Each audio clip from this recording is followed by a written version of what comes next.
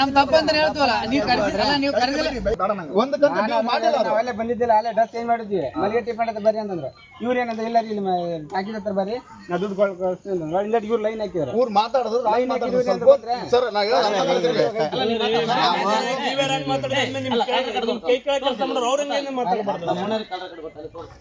ನೀವೇನ್ ಮಾತಾಡಿದ್ದು ಆಮೇಲೆ ಏನಂತ ಗೊತ್ತಾ,